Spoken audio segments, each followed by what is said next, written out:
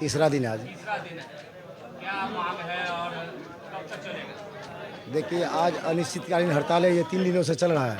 ये पूरे प्रदेश स्तर पे हो रहा है। जितना भी पूरे बिहार में नगर निगम, नगर परिषद हो, चाहे नगर पंचायत हो, पूरे बिहार में संविदा दैनिक के मामले को लेकर और ये ठेका प्रथा बंद करने के लिए हम लोग की सीधी लड़ाई सरकार से है।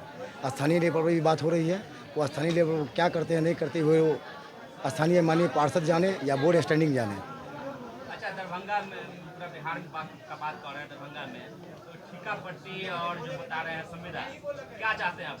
हम लोग यही चाहते हैं कि जो 20 वर्ष से यहाँ खट रहे हैं, सरकार लगती है भूल गई है कि हम लोग भी यहाँ पे कर्मचारी हैं और यहाँ की जनता है।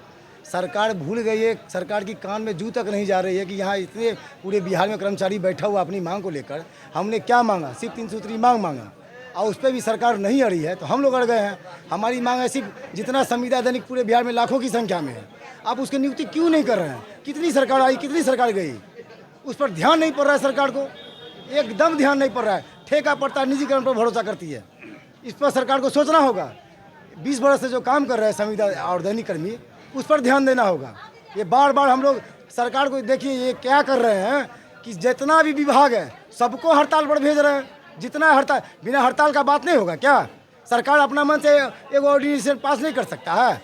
उनका भी एक बोर्ड है, स्टैंडिंग है, उनका भी है सरकार का।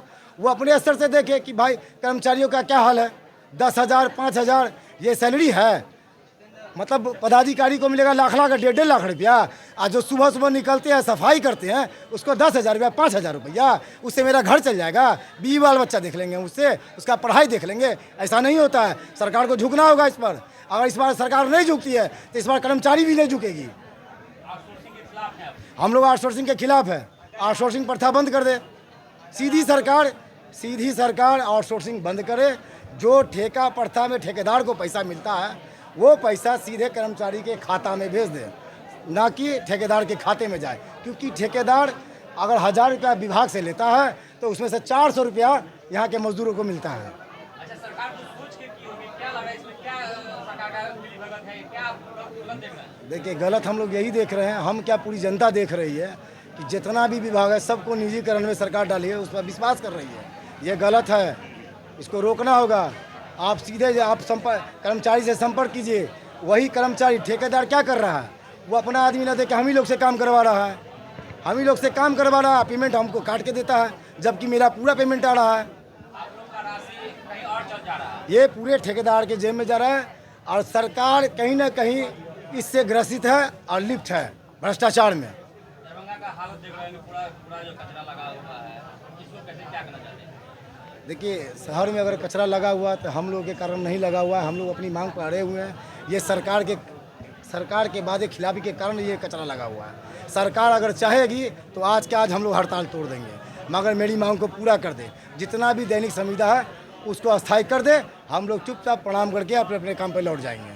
आप लोग तैयार हैं हड़ताल से? कोई आप लोग को पब्लिक से कोई मतलब है सरकार से? सरकार से है और पब्लिक से भी है कि हम लोग को सपोर्ट करे, हमारी मांग को में सपोर्ट करे। पब्लिक से यही अनुरोध है कि सरकार के कान तक, चाहे वो यूट्यूब से हो या फेसबुक से हो, चाहे जो भी इंटरमीडिया से हो, उससे सरकार को जगाए हमारी मांग के पूरे समर्थन में। अभी जो आप लोग जो काम करते हैं, जो कठिन मेहनत वाला काम करते हैं, ये 10,000 12,000 में कुछ होने वाला नहीं है। हम लोग कम से कम जो सरकारी केंद्रीय मजदूरी घोषित किया गया है पूरे भारत में, वही मजदूरी हम लोग को दे दे। सामान्य काम का समान वेतन, उससे अगर सरकार देती है केंद्रीय मजदूरी तो हम लोग का 24,000 28,000 हो जाएगा। आप लोग को सुविधा दिया जाता है, वो सुविधा भी आप लोग को नहीं? वो कागज़ पे ही नहीं, वो कागज़ पे ही रह जाता है। कोई सेफ्टी किट नहीं है, नहीं, ये सब कागज़ पे है। ये सब कागज़ पे है। आप बरसात देख लीजिए, यहाँ पर सब कर्मचारी बैठे हैं, पूछे अभी तक बरसाती नहीं मिला है, न बरसाती मिला है। ठंडी के टाइम में जब ठंडा आता है तो हम सब आप लोग सोए हुए रहते हैं, यहाँ की जनता सोई हुई रहती है, पूरे बिहार की जनता सोई हुई रहती है। उस समय हम लोग जग कर सुबह सवेरे उठकर जाते हैं, साफ सफाई में लग जाते हैं, मगर ठंडा का स्वेटर तक नहीं मिलता है। ये स्थिति है यहाँ का। अभी जो आप लोग आंदोलन पर बैठे हुए हैं, धरना पर, अगर आप लोग की मांग नहीं होती तो आगे का किस तरह का रणनीति होगा? देखिए मांग तो पूरा कड़ा के छोड़ेंगे, चाहे सरकार जहाँ भी बैठ जाए। हम बता देते पूरे बिहार में हम लोग चक्का जाम किए हुए साफ सफाई का, और जब तक मांग पूरी नहीं होती, अगर जेल जाना होगा ना तो जेल भी जाएंगे।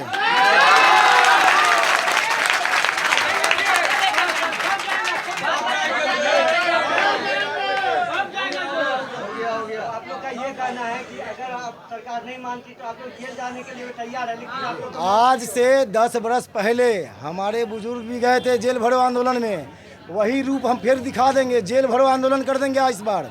अगर सरकार नहीं मानती हम लोग की मांग को, हम लोग ज़्यादा नहीं मांगे हैं, हम लोग अपना हक मांगे हैं, अब वो हक नहीं मिलती है तो जेल जाने के लिए भी तैयार है।